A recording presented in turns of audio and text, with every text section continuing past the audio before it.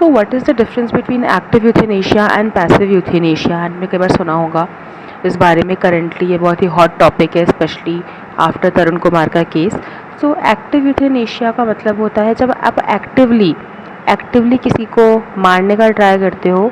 For example, आपने उसको inject कर दिया किसी ऐसे सब्सटेंस से जिसकी उसकी मृत्यु हो जाए, that is active euthanasia. You are actively participating. वहीं पे पैसिव यूथेनेशिया क्या होता है? इनडायरेक्टली विड्रॉ कर देते हैं, इनडायरेक्टली लाइफ सपोर्ट हटा दिया जाता है। जिन सपोर्ट्स की वजह से आप ज़िंदा हो वो सपोर्ट्स हटा दिए जाते हैं, जिसकी वजह से आप एक पीसफुल डेथ की तरफ चले जाओ। ये हर किसी के साथ नहीं कर सकते। इसके लिए आपको 2 मेडिकल प्रैक्टिशनर की कंसेंट चाहिए। 2 मेडिकल प्रैक्टिशनर इंस्पेक्ट करेंगे, पूरा मेडिकल चेकअप होगा, सब कुछ होगा। उसके बाद ये डिसाइड होगा कि पैसिव यूथेनेशिया करना है या नहीं करना है। सो राइट टू डाई तो है आपके पास, बट ऐसे नहीं कि अब मेरा जीने का मन नहीं कर रहा तो चलो मैं मरने चली जाती हूँ, चले जाता हूँ। बहुत सारी चीज़ें देखी जाती है पैसिव यूथेनेशिया के लिए। एंड राइट टू डाई इतना ईजिली इसलिए भी नहीं मिल सकता क्योंकि हम लोग सालों से राइट टू लाइफ के लिए लड़ रहे हैं। एंड राइट टू डाई इतना ईजिली ही मिल जाने लग गया तो फिर कॉन्स्टिट्यूशन के कोई मायने ही नहीं रह जाएंगे। So currently right to die के अंदर passive euthanasia is legal but active euthanasia is not legal.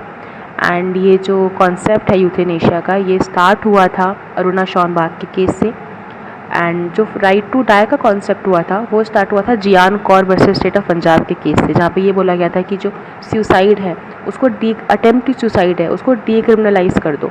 जियान कौर में राइट टू डाई का कंसेप्ट आया था। अरुणा शॉनबाग केस इन 2011, इसमें पहली बार यूथेनेशिया की बात करी गई थी जब अरुणा शॉनबाग जो पिछले 40 या 41 ईयर्स से लाइफ सपोर्ट पे थी, वो कुछ रिएक्ट नहीं कर रही थी, शी वॉज ब्रेन डेड। तो तब ये कॉन्सेप्ट स्टार्ट हुआ था पैसिव यूथेनेशिया का। फिर common cause versus union of India वाले केस के अंदर जो 2018 में आया था, उसमें राइट टू डाई को और legal sanctity milli.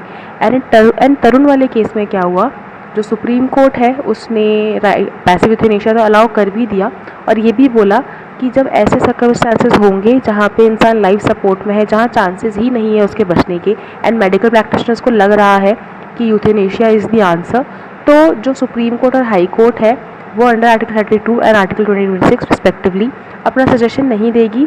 Medical practitioners can take that decisions. ये जो रीसेंट जजमेंट आया है तरुण कुमार केस में, ये बोला गया था कि हाई कोर्ट और सुप्रीम कोर्ट की परमिशन की ज़रूरत नहीं है। अगर ऐसा लग रहा है कि यूथेनेशिया देने की ज़रूरत है तो 2 मेडिकल प्रैक्टिशनर्स पूरा चेक करेंगे, फैमिली अपना कंसर्न देगी, सब कुछ होगा, उसके बाद पैसिव यूथेनेशिया दिया जा सकता है। So this was all about euthanasia and right to die. So for more information subscribe to my channel. Bye.